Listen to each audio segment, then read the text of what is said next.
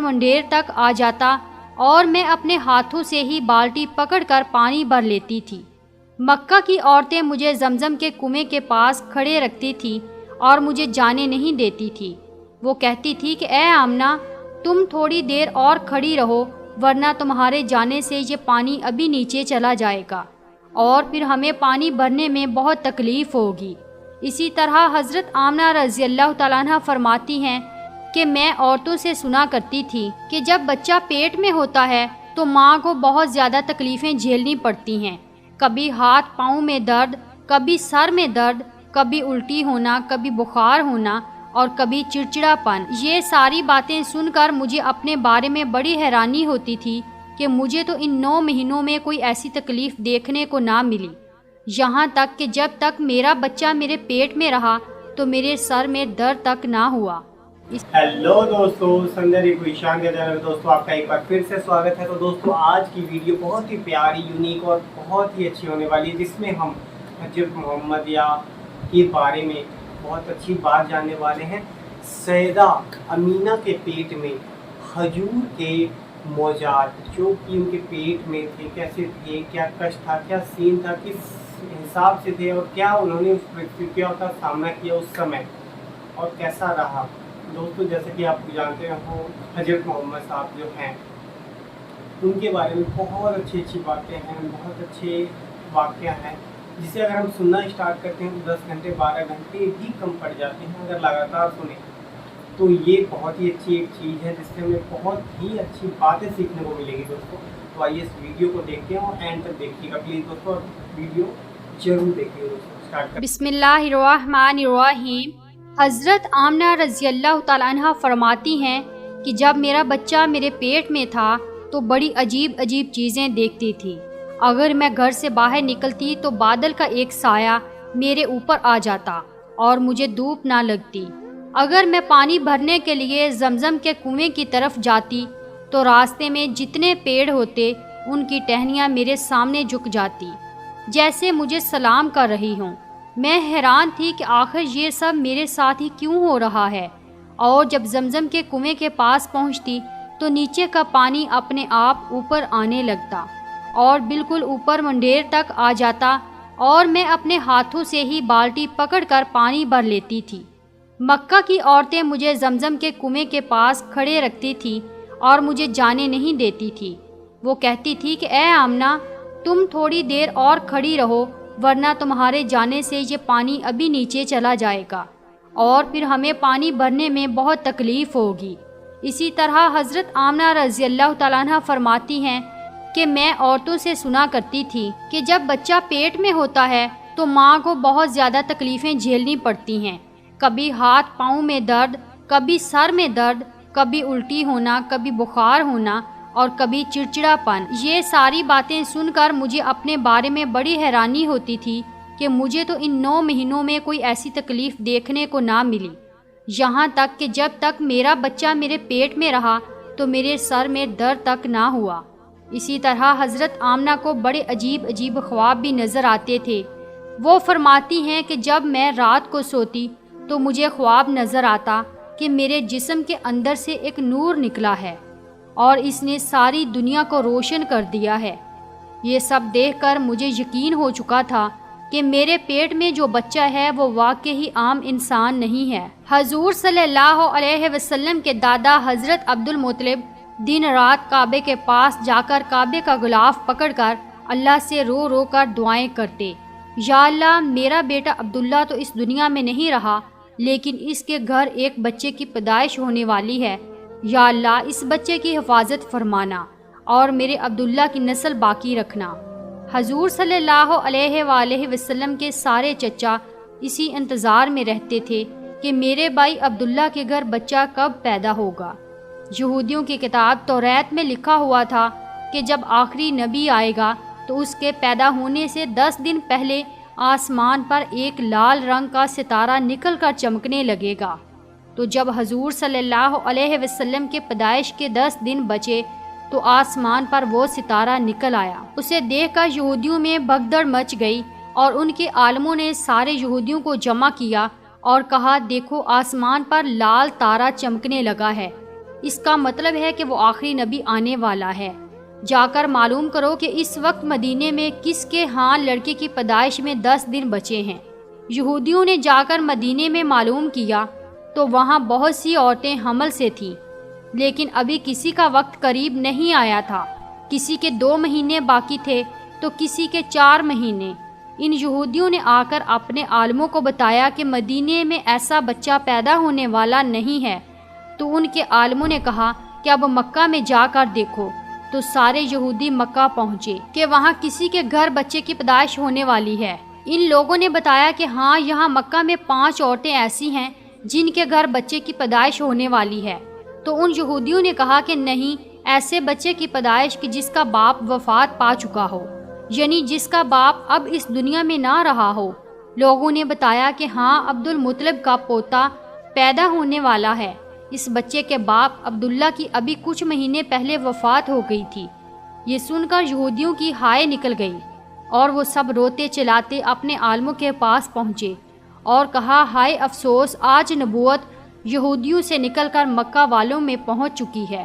وقت یوں ہی گزرتا گیا، آخر وہ دن آیا جس کا سبھی کو بے صبری سے انتظار تھا، جس کا انتظار آسمان و زمین، چرند پرند، ہر مخلوق کر رہی تھی۔ آج اس بچے کی پیدائش ہوئی جس کی وجہ سے اس دنیا کو بنایا گیا۔ اگر وہ نہ ہوتا تو شاید کچھ بھی نہ ہوتا۔ آج اس بچے کی پیدائش ہوئی جس کے لیے چاند کے 2 ٹکڑے کر دیے گئے۔ اس بچے کی پیدائش ہوئی جس کی خاطر سورج کو اپنی جگہ پر روک دیا گیا، اور اللہ نے حکم دے دیا کہ اے سورج، ابھی مت ڈوبنا، کیونکہ میرے حبیب محمد صلی اللہ علیہ وسلم نے ابھی عصر کی نماز نہیں پڑھی ہے۔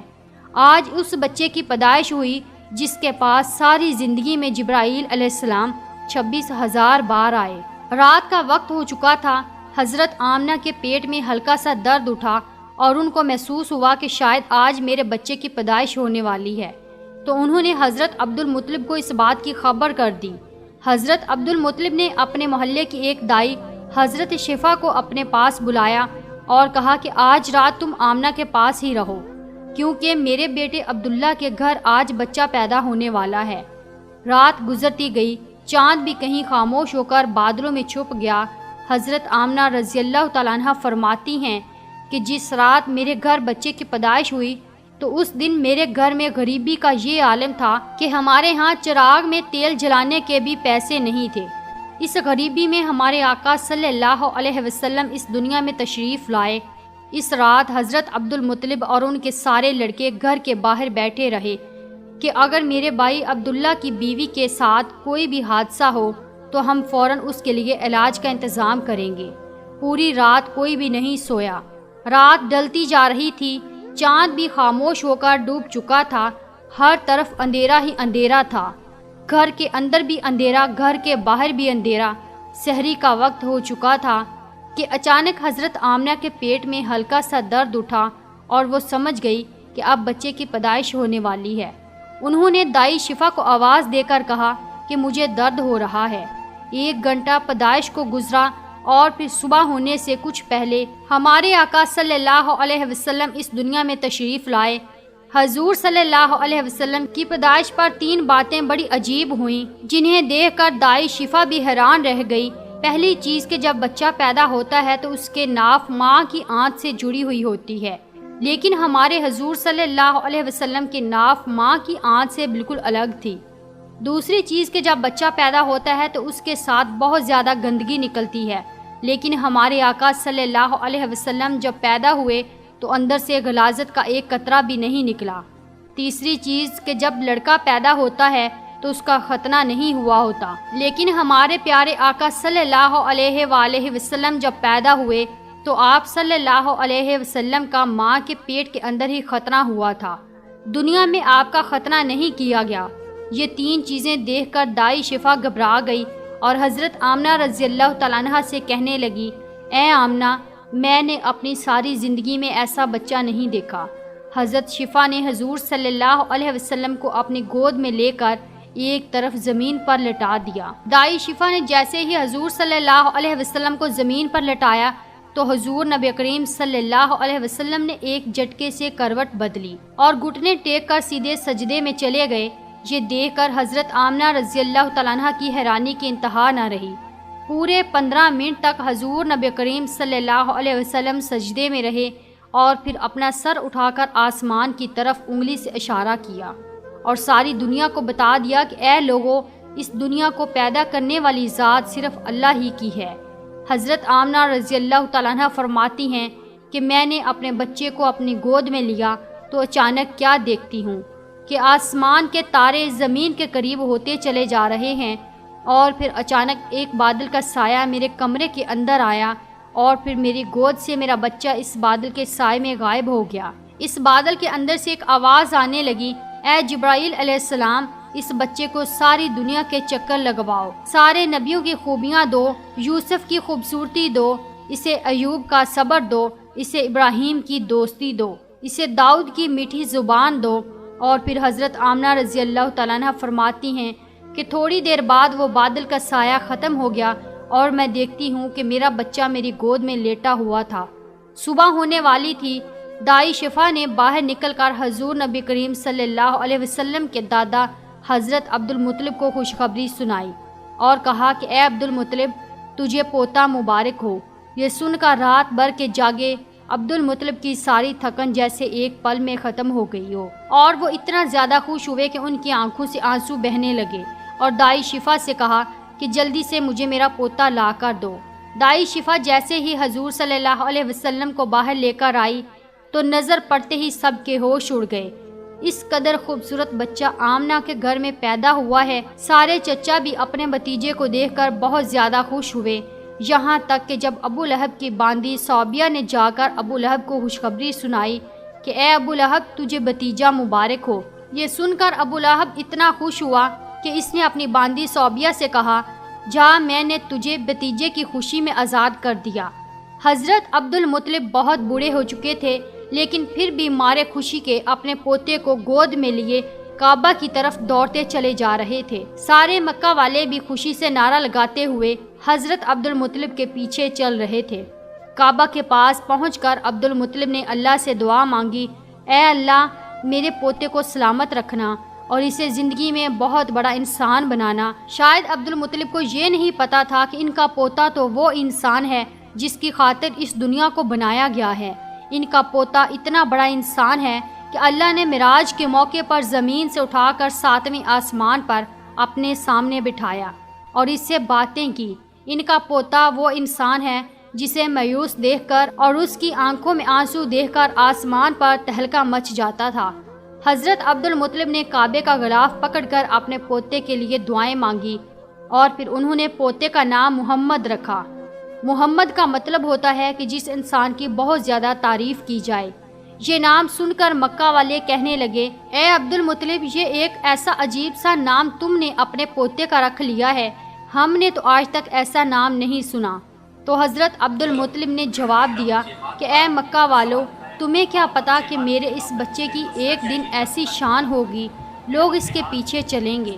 ایک بار حضور اکرم صلی اللہ علیہ وسلم مدینے میں اپنے صحابہ کرام کے ساتھ بیٹھے ہوئے تھے تو حضور کریم صلی اللہ علیہ وسلم کے چچا حضرت عباس نے فرمایا، اے اللہ کے رسول، مجھے بچپن ہی میں معلوم ہو گیا تھا کہ آپ بڑے ہو کر کوئی بہت بڑے انسان بنو گے۔ حضور صلی اللہ علیہ وسلم نے پوچھا، اے چچا جان، آپ کو کیسے پتا؟ تو حضرت عباس رضی اللہ تعالیٰ عنہ نے فرمایا کہ اے اللہ کے رسول، جب آپ 2 مہینے کے تھے تو ایک رات میں نے آپ کو دیکھا کہ آپ چارپائی پر اکیلے لیٹے رو رہے تھے۔ میں نے آپ کو چپ کرانے کی کوشش کی، لیکن آپ نے میری طرف نہیں دیکھا بلکہ اچانک آسمان کی طرف دیکھ کر مسکرانے لگے۔ میں حیران رہ گیا اور پھر میں نے بھی آسمان کی طرف دیکھا تو میری نظر پھٹی کی پھٹی رہ گئی۔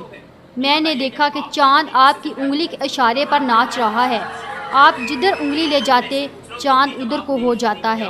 یہ منظر دیکھ کر میں سمجھ گیا کہ آپ کوئی عام انسان نہیں ہیں۔ حضور صلی اللہ علیہ وسلم نے فرمایا کہ ہاں میرے چچا جان، آپ صحیح فرما رہے ہیں کہ بچپن میں چاند مجھے کہانیاں سناتا تھا، میرے ساتھ کھیلتا تھا اور مجھے رونے نہیں دیتا تھا۔ سبحان اللہ، ایسے تھے ہمارے نبی کہ جن کے گھر میں اتنی غریبی تھی کہ ان کی ماں اپنے اس یتیم بچے کے لیے ایک کھلونا تک نہیں خرید سکتی تھی، تو اللہ نے چاند کو حکم دے دیا اے چاند تو میرے محبوب کے لیے کھلونا بن کر اسے کھلاؤ اور اسے رونے مت دینا۔ حضور صلی اللہ علیہ وسلم کی جس دن پیدائش ہوئی تو اس دن دنیا میں جتنے بھی بت تھے وہ سب زمین پر اوندے منہ گر پڑے۔ ایران کے بادشاہ کے دربار میں 1000 سال سے ایک آگ جل رہی تھی۔ وہ لوگ آگ کی پوجا کیا کرتے تھے۔ حضور نبی کریم صلی اللہ علیہ وسلم کی جس وقت پیدائش ہوئی تو ایک دم وہ آگ بجھ گئی اور اس بادشاہ نے اپنے محل میں اپنی شکل کی 14 لائٹیں بنوا رکھی تھی۔ حضور صلی اللہ علیہ وسلم کی پیدائش پر وہ ساری لائٹیں دھڑم سے جا کر زمین پر گری۔ اگلے دن دوپہر کے وقت ایک یہودی آدمی اپنا کچھ سامان بیچنے کے لیے مکہ آیا ہوا تھا تو اس نے آسمانوں پر دیکھا تو اسے وہ ساری نشانیاں دکھنے لگی جو آخری نبی کے پیدا ہونے کی نشانیاں تھیں۔ اس نے مکہ والوں سے پوچھا کہ آج کسی کے ہاں کوئی بچہ پیدا ہونے والا ہے؟ ان لوگوں نے بتایا کہ ہاں فلاں فلاں عورت کے ہاں لڑکا ہوا ہے۔ اس یہودی نے کہا کہ نہیں، ایسا کوئی بچہ جس کا باپ نہ ہو۔ تو لوگوں نے بتایا کہ ہاں عبد المطلب کا پوتا پیدا ہوا ہے۔ اس یہودی نے کہا کہ مجھے چل کر دکھاؤ، میں اس بچے کو دیکھنا چاہتا ہوں۔